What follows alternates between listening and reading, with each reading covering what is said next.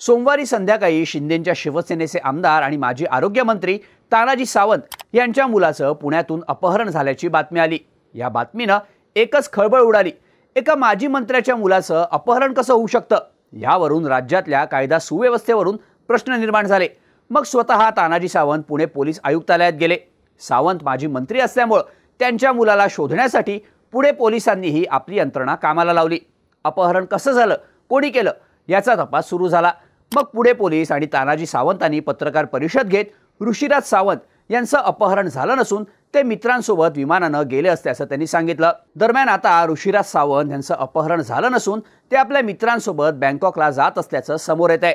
या बँकॉक वारीसाठी 68 लाख रुपयांचा खर्च करण्यात आल्याची माहिती आता माध्यमांमधून समोर येते। शेवटी रात्री 8:30च्या सुमारास तानाजी सावंत यांचे चिरंजीव ऋषीराज सावंत पुणे विमानतळावर सुखरूप पोहोचले। पण यानंतर आता तानाजी सावंत यांच्यावर टीकेची झोड उठवली जाते। मुलगा बँकॉकला जाऊ नये म्हणून सावंतांनी तब्बल 4 तास पोलीस यंत्रणा वेठीस धरल्याचे आरोप केले जात आहेत।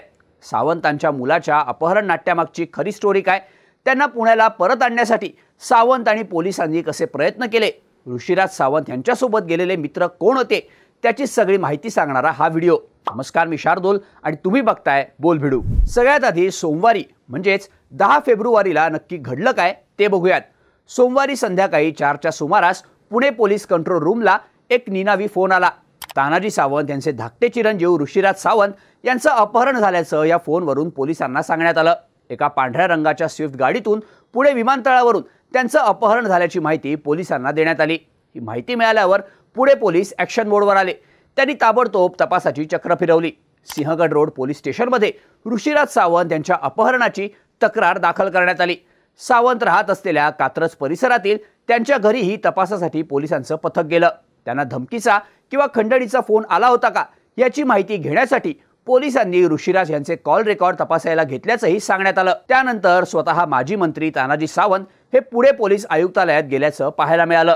तिथे त्यांनी पोलीस सहआयुक्त रंजन कुमार शर्मा यांची भेट घेतली। त्याचवेळी ऋषीराज सावंत यांचं अपहरण झालं नसून ते आपल्या मित्रांसोबत बँकॉकला गेल्याच्या बातम्या यायला सुरुवात झाली। मग पुणे पोलीस सहआयुक्त रंजन कुमार शर्मा आणि तानाजी सावंत यांनी रात्री 8 वाजता एक पत्रकार परिषद घेतली। तेव्हा याबाबत खुलासा झाला।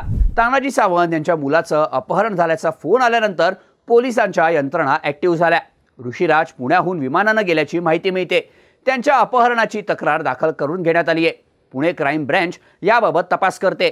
त्यांचं विमान कुठं जातंय ते आम्ही ट्रॅक करतोय आणि त्यांना पुण्यात सुखरूप परत आणण्यासाठी आमचे प्रयत्न सुरू असल्याचं सहआयुक्त शर्मांनी या पत्रकार परिषदेत सांगितलं।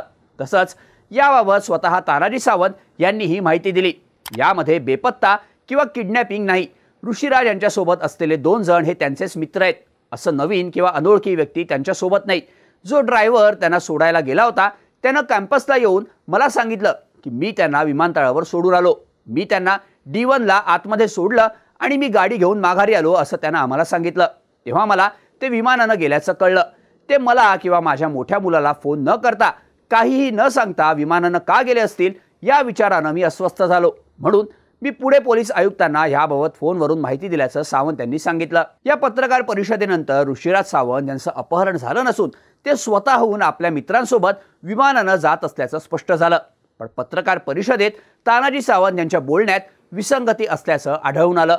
ते कोणत्या विमानानं गेले असं त्यांना पत्रकारांनी विचारलं असता आधी ते चार्टर फ्लाईटनं गेल्याचं सावंतांनी सांगितलं। मग काही वेळानं ते कोणत्या विमानानं गेलेत याबाबत आपल्याला अजून माहिती मिळाली नसल्याचं ते म्हणाले। त्यामुळं ऋषीराज सावंत न सांगता का गेले, कुठे गेले, कोणासोबत गेले हे प्रश्न अनुत्तरितच होते। पण अखेर या सगळ्या प्रश्नांची उत्तरं हळूहळू समोर यायला सुरुवात झाली। काही माध्यमांनी दिलेल्या बातम्यांनुसार सोमवार 10 फेब्रुवारीला ऋषीराज यांचे घरच्यांशी काही कारणांवरून वाद झाले। त्यानंतर ते घरातून तडकाफडकी निघून गेले। आपली नेहमीची गाडी न घेता दुसऱ्या गाडीनं त्यांनी आपल्या 2 मित्रांसोबत पुणे विमानतळ गाठलं। त्यानंतर त्यांनी ड्रायव्हरला गाडी परत न्यायला सांगितली। या ड्रायव्हरनंच तानाजी सावंत यांना ते विमानानं जात असल्याची माहिती दिली। तेव्हा सावंत यांच्या संस्थेशी संबंधित एका व्यक्तीनं पोलिसांना फोन करून त्यांचं अपहरण झाल्याची माहिती दिल्याचं काही माध्यमांनी सांगितलंय। त्यामुळं मुलगा जाऊ नये म्हणून हा अपहरणाचा फोन सावंतांनीच करायला सांगितला होता का असाही प्रश्न आता विचारला जातोय। हे सगळं झाल्यानंतर तानाजी सावंत स्वतः पुणे पोलीस आयुक्तालयात दाखल झाले। त्यामुळं पोलिसांना बाकीची कामं बाजूला ठेवून तातडीनं ऋषीराज यांना परत आणण्यासाठी प्रयत्न करावे लागल्याचं सांगितलं जात आहे। संबंधित विमान कंपनी आणि एअर ट्रॅफिक कंट्रोलशी संपर्क साधून ऋषीराज यांचं विमान परत आणण्यासाठी पोलिसांना प्रयत्न करावे लागले। तानाजी सावंत हे माजी मंत्री असल्यामुळे त्यांच्या मुलाला शोधण्यासाठी पोलिसांवर दबाव असल्याच्याही बातम्या येत आहेत।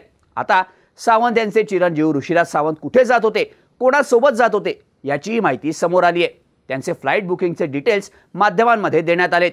ऋषीराज यांनी पुण्याच्या ग्लोबल फ्लाईट हँडलिंग सर्व्हिसेस या कंपनीच्या माध्यमातून पुण्याहून बँकॉकला जाण्यासाठी एक खासगी विमान बुक केलं होतं। बजाज एव्हिएशनचं फाल्कन 2000 LX असं या विमानाचं नाव आहे। 10 फेब्रुवारीला संध्याकाळी 4:30 वाजता त्यांच्या फ्लाईटची वेळ होती।